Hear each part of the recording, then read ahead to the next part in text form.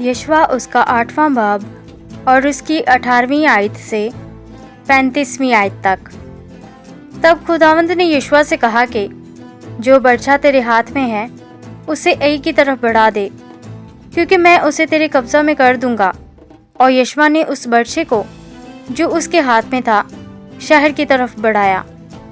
तब उसके हाथ बढ़ते ही जो गात में थे अपनी जगह से निकले और दौड़कर शहर में दाखिल हुए और उसे सर कर लिया और जल्द शहर में आग लगा दी।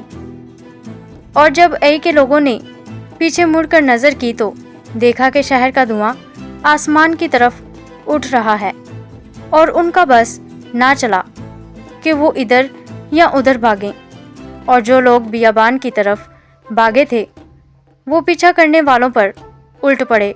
और जब यशवा और सब इस्राएलियों ने देखा कि गात वालों ने शहर ले लिया और शहर का धुआं उठ रहा है, तो उन्होंने पलटकर ऐ के लोगों को कत्ल किया और वो दूसरे भी उनके मुकाबला को शहर से निकले। सो वो सब के सब इस्राएलियों के बीच में जो कुछ तो इधर और कुछ उधर थे पड़ गए और उन्होंने उनको मारा, यहाँ तक कि किसी को ना बाकी छोड़ा ना भागने दिया। और वो ऐ के बादशाह को जिंदा गिरफ्तार करके यशवा के पास लाए। और जब इस्राएली ऐ के सब बाशिंदों को मैदान में उस बियाबान के दरमियान जहां उन्होंने उनका पीछा किया था कत्ल कर चुके और वो सब तलवार से मारे गए, यहाँ तक कि बिल्कुल फना हो गए, तो सब इस्राएली ऐ को फिरे और उसे तय तीग कर दिया। चुनाचे वो जो उस दिन मारे गए मर्द और औरत मिलाकर 12,000 यानी ऐ के सब लोग थे, क्योंकि यशवा ने अपना हाथ जिससे वो बर्छे को बढ़ाए हुए था नहीं खींचा जब तक कि उसने ऐ के सब रहने वालों को बिल्कुल हलाक ना कर डाला।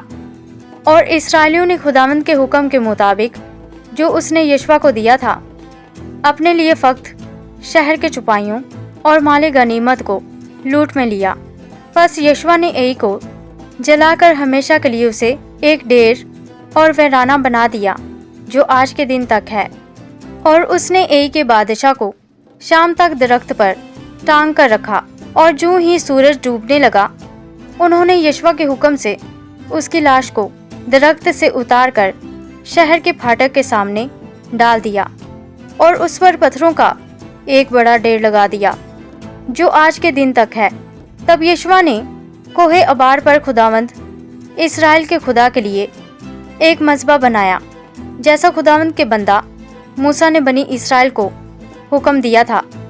और जैसा मूसा की शरीयत की किताब में लिखा है, ये मज़बा बेगड़े पत्थरों का था जिस पर किसी ने लोहा नहीं लगाया था। और उन्होंने उस पर खुदावंद के हजूर सोख्तनी कुर्बानियाँ और सलामती के ज़बीहे गुजराने।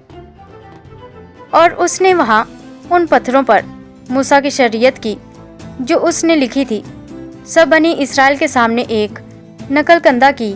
और सब इस्राएली और उनके बुजुर्ग और मनसबदार और काजी यानी देसी और परदेसी दोनों लावी काहनों के आगे जो खुदावंद के अहद के संदूक के उठाने वाले थे संदूक के इधर और उधर खड़े हुए। इनमें से आधे तो कोहे गर्जीम के मुकाबिल और आधे कोहे बाल के मुकाबिल थे, जैसा खुदावंद के बंदा मूसा ने पहले हुक्म दिया था कि वो इस्राएली लोगों को बरकत दें। इसके बाद उसने शरीयत की सब बातें यानी बरकत और लानत जैसी वो शरीयत की किताब में लिखी हुई हैं पढ़कर सुनाई। चुनाचे जो कुछ मूसा ने हुक्म दिया था उसमें से एक बात भी ऐसी ना थी जिसे यशवा ने बनी इस्राएल की सारी जुमात और औरतों और बाल बच्चों और उन मुसाफिरों के सामने जो उनके साथ मिलकर रहते थे ना पढ़ा हो। आमीन।